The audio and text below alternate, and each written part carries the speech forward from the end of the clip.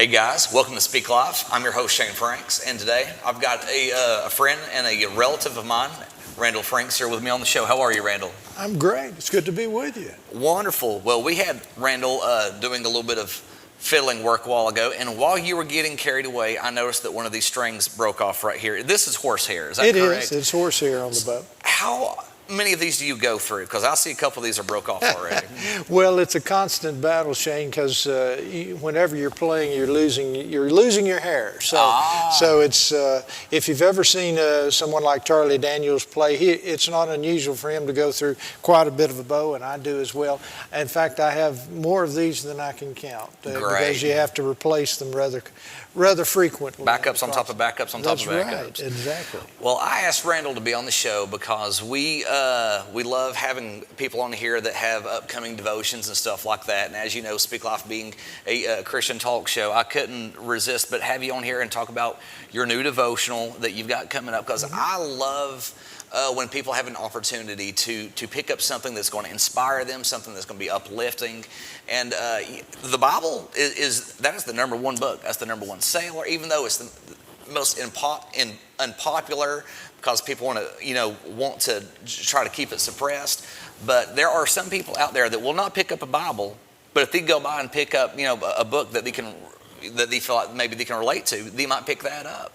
So we're going to get into stuff like that, but you brought some stuff with you. Why don't you tell us a little bit about everything we've got here, Randall? Well, Shane, as you know, I've spent my entire life as an entertainer and actor, so I've been blessed to have a lot of albums out. So if you're interested in getting some music, this is my Keep 'Em Smiling album, which is comedy and Christian music, and I've got the Stamps Quartet piano player, Curtis Broadway, behind me on that one. This is an album that I did back when we were on In the Heat of the Night. It's actually Bubba, which is Alan Autry, and we did an Americana album that we put together, and it was released actually about 10 years ago now. But we started recording it many years ago when we were doing In the Heat of the Night. I did a book series called Encouragers, which focuses on why I did the series is throughout my life I've had many people that God sent into my life that I saw as encouragers to me, or I saw them encourage other people. And these are everyday folks. These are actors, entertainers, people that I've worked with on television or in film. It's not unusual, for instance, in this particular book, I'm looking over there and I see Robert Townsend, who I starred in a television series with. He's a comedian, director. There's articles about Ken Curtis from Gunsmoke. If you're a Gunsmoke fan, there's articles about that was a young boy, wasn't it? Yes. Yes. Okay. Yeah. Well, when I knew Ken, and then Bob Hope. Even Bob Hope, when I was a child, took an interest in me as a young fiddle player. So you never know who God is going to send into your life, and they have an impact.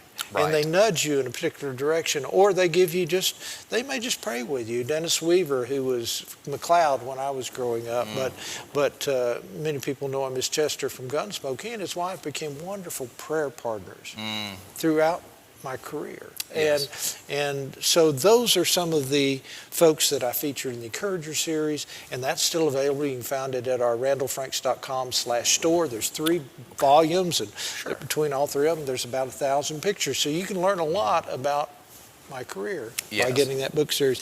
We also have a murder mystery. Oh, not a murder mystery. Yeah, if you're into all of the women's ears just perked up. Yes, if you're into stories like we used to do on In the Heat of the Night. And for those of you who don't know, I was on that show as Officer Randy Good for about 5 years on NBC and CBS. But this is called A Badge or an Old Guitar, and it's basically like watching an episode of In the Heat of the Night. But it's a murder mystery set in a small town in Georgia and in Nashville, Tennessee. I call it a Music City murder mystery. So fascinating story if you want to get into it. I heard it's a cutthroat business. Well, yes, very much so. Very much so. Both in Nashville and in the film business in Hollywood, it can be very much so. But we're very blessed to have a lot of different things out there. If you download music, go to iTunes, type in Randall Franks, and you'll see bunches of albums. Gospel albums, comedy albums, Americana, and everything in between, bluegrass. Absolutely. So, Love me some bluegrass. yep. So those are some of the things we got out there, and we've been doing for the last many years. Yeah. So- You've been at this for a while. How long Yeah. have you been at this? Well, I'm celebrating this year my 40th anniversary of my first guest starring appearance on the Grand Ole Opry. So that's the, let's say that's a benchmark. It's longer than that because it took me a while to get to the Grand Ole Opry. I'm sure it does. It's not easy getting in there. And guys, stay tuned. We'll be right back after these commercials.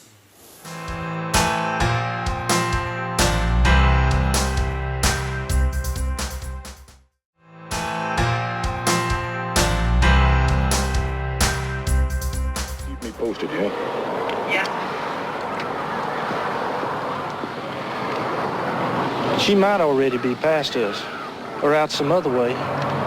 No, I really doubt that, Randy. She don't know her way around these back roads here. No, if she is heading to a big town, this is the way. Welcome back. There you saw a clip of In the Heat of the Night with Officer Randy Good, and those were the good old days, wasn't it? It was, and Bubba was in that one with me, Alan Autry, who, of course, longtime friend. And actually, you know, years ago, he visited your grandparents' house. I think I remember hearing about that. Yes, he and Parker both. That's came awesome. Came to Tunnel Came to Hill. good old Tunnel Hill, Came to Georgia. Tunnel Hill with me. That's right. And Now, that was filmed over in Covington, wasn't it? it was Covington, Georgia, about 30 miles to the east of Atlanta. It's where we Absolutely. filmed in that general vicinity. It's a nice little area. From 1988 till 1994, and they originally started in Hammond, Louisiana. So. You have Dukes of Hazzard, I think that was filmed over there. Still Magnolias, I believe. Maybe I can't remember that one, but it's possible. There's over 190 movies that have filmed there. Of course, Dukes of Hazzard, what do they call that? Mystic Falls, which is Yes, Vampire Diaries, absolutely. is another one they've done don't there. act like you don't like that. Well, anyway, I just know Okay, it was so there. who's your favorite vampire? Is it Stephen or Ethan? For me, neither, because Oh, I'll be yeah. honest, I never watched that particular My show. wife's a fan, Is so, she? Well, yes, no, yes. I knew about it, but you know, they never called me to come do the show, so I didn't ever watch it. I understand. So- Well, show me a couple other things you've got here. Okay, well, you know, one of the big things that I've been working on for 2 years, Shane, is our book, Seeing Faith, a devotional, and it's 31 lessons. And what I've done is I brought together 7 different pastors, and they worked with me. Each of them did work with me on 4 lessons. And each lesson is started by a column, and I've been a syndicated newspaper columnist for now 23 years. Okay. And each week I write a column. Well, when I was working on my last book, the young lady who helps me with editing of my Yes. books, her name is Rachel Brown Kirkland, so she's a local person to Dalton, but she pulled out several of the columns and said, you should take these and create a devotional. And so Nice.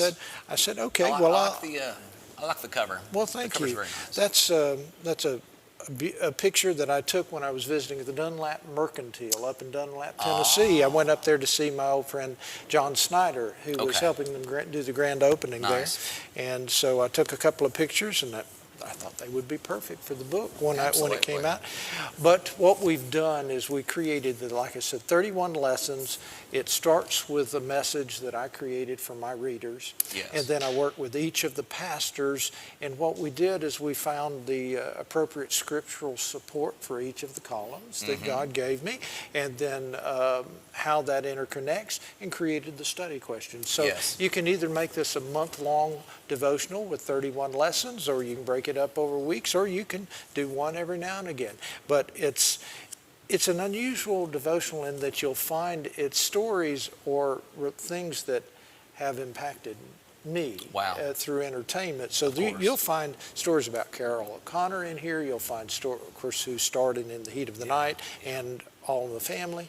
And you'll find stories about entertainers like Jim and Jesse from the Grand Ole Opry, Charlie Louvin of the Louvin Brothers, and Bill Monroe, which, Absolutely. where I'm celebrating also my 40th anniversary as a bluegrass boy this year. And of Yeah. course, that tune that I played when we opened up was one that I used to play with Bill Monroe on stage with the Bluegrass Boys 40 years ago. Oh, wow. And in fact, we're releasing that as a single. It's called Back Up and Push to radio, and the monies that are raised, if you go and download Back Up and Push or The Road to Columbus, Randall Franks, and with Bill Monroe and the Bluegrass Boys, that helps support our Share America scholarship for young people in Appalachian music. So how did Bill Monroe leave an everlasting print on you?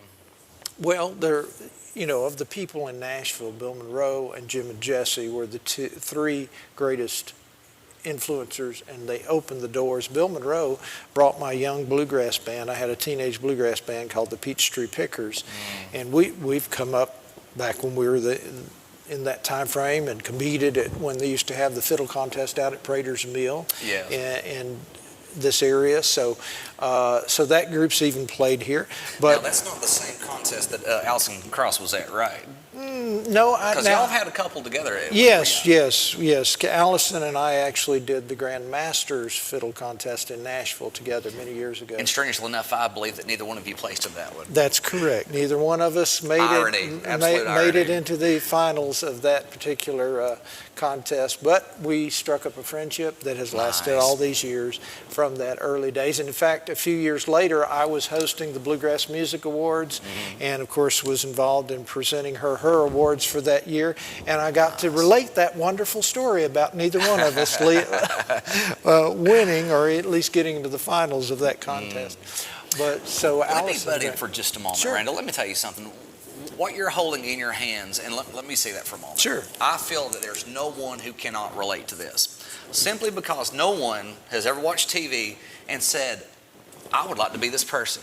Whether it be in the fictional form or like I would like to be an actor or something like that, something that everyone can aspire. And when I jokingly talked about entertainment being a cutthroat business, it really can be. And the troubles of getting to the top and getting there is so difficult, and you've got a lot of things to overcome. And when you're going through issues, we are all going to go through our issues, but we have a choice to make. We can either go through them by ourselves, or we can have God's help. That's right. Tell me a little bit about how God's helped you through this. Well, there's several key ways. Well, no matter whether we're walking in everyday life, Shane, there are things that each of us face. And I'm so sorry. I just realized that I asked you a very important question, and we have about 10 seconds to answer it. So if you will, stay tuned, and we are going to get right back to this. Stay tuned.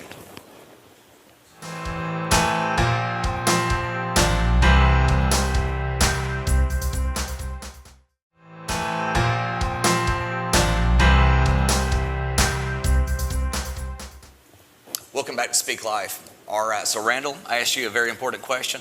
How has God got you through the entertainment business? Well, through an immense amount of prayer, because as you said, it is a business where it's not set up to be easy. And of course, our lives were not set up to be easy. God never promised us that we would not face difficulties in our day-to-day lives. And for me, I can remember a point in time when I was on In the Heat of the Night, and it's pretty neat to be a Hollywood movie star or television star, and people ask you for your autograph, and you get to ride in parades and smile and wave. But there came a point when I asked the Lord, I said, this is amazing, but what is it I'm supposed to do for you? Why am I here, in essence? Yeah. And I said that, I prayed over that, and a few weeks later an opportunity was revealed to me in that I was called to the set. And I went in, and Carol O'Connor was standing in the middle of the set. And this is something that's in the devotional, so I'm sharing a story that you'll learn more about here. But I walk into the set, and Carol's standing there, and he says to me that I'd like to use a scripture in this scene. Nice. And I knew you would know which one. Now, I'm not going to tell you all of it. You get the book and you can read the rest of it. But that was the answer to that prayer is, what am I supposed to do for you here? Yeah. Because in that particular case, I'd never talked about my faith to Carol O'Connor or none of his immediate circle. Sometimes you don't have to. Sometimes you just demonstrate it. Well, God wants us to do. whispered or gave him the impression that I could be able to be there to plant that seed, and then 25 million Americans heard that scripture when that episode was broadcast, and then millions in 150 countries around the world Yeah. as it aired. So that was the beginning of the use of scriptures regularly by Chief Gillespie on the show. It became a big part of the show, and we even had an episode where a prisoner was led to Christ. So, Nice. so God uses you where He puts you. He may send somebody to be that you need to encourage. He may send you to be in a situation where you need to be encouraged. God blesses us where He allows us to be planted, to do what He wants us to do. Absolutely. And speaking of entertainment, speaking of a prisoner being led to Christ, my current address is Villanelle, Georgia, which is Lafayette, and that is actually the town where Johnny Cash was arrested on a DUI and ended up getting saved right there in the jailhouse. And sometimes God does have those moments where He has to set us still, because life, I mean, it's like the 27 Club. A lot of these people are burning their candles on both ends. They burn out quick. And we're going, 100 miles per hour. And God has got to slow us down. We've got to smell the roses, because He's come to give us life and life more abundantly. And fame and fortune, it isn't what it's always meant out to be, because some of the most miserable people are in entertainment. But to whom much is given, much is required. If we will allow God to slow us down and just give us a moment to get ourselves recalibrated, like you said, why am I here? What am I supposed to do? And God, what do you want from out of this? We've got to get ourselves out of ourselves, looking down, and be like, okay, here I am. All of these great things that people wish that they had, it's awesome. But was it given to me just to enjoy, or was it given to me as an opportunity to reach somebody? Exactly. And I think that's when we use our daily lives, when we get up in the morning and say, what is today?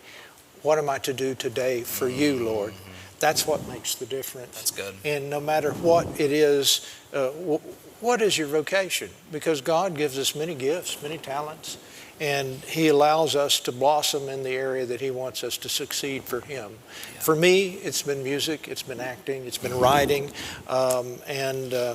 even with the new endeavor of the devotional, I hope it'll be a blessing for those of you who get it. You can go to randallfranks.com/seeing-faith, and you can find more about this.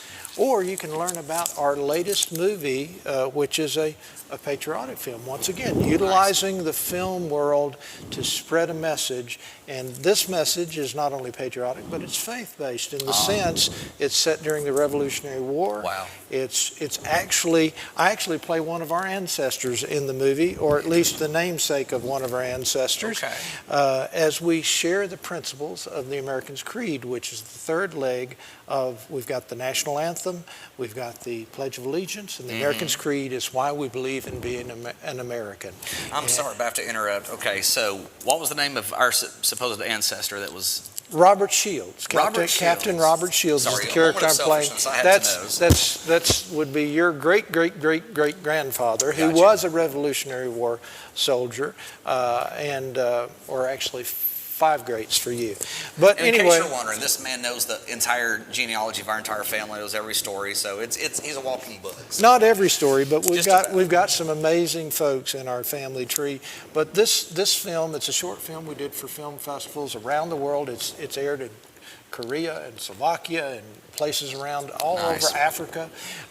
So sharing that basic thought of why we believe in being an American, the importance of the principles that the founders brought us. Absolutely. And you can find more about that also at our website, randallfranks.com/the-Americans, no apostrophe -creed. And you can support what we're doing by getting a DVD or one of our T-shirts here, which has the American flag on the front and the American's Creed, the words thereof, printed on the back. We have just a couple seconds. What is the American's Creed? Well, the American's Creed is as I said, it's very simple. We'll read it here. I believe in the United States of America as a government, of the people, by the people, for the people, whose just powers are derived from the consent of the governed, a democracy in a republic, a sovereign nation of many sovereign states, a perfect union, one and inseparable, established upon those principles of freedom, equality, justice, and humanity for which American patriots sacrificed their lives and their fortunes. I therefore believe it is my duty to my country to love it, to support its Constitution, to obey its laws, to respect its flag, and defend it against all enemies. I absolutely love it. We've run out of time. Randall, thank you so much for being on the show. Thanks, Shane. It's such a pleasure. Good to be with you. Thank you. We'll see you next time.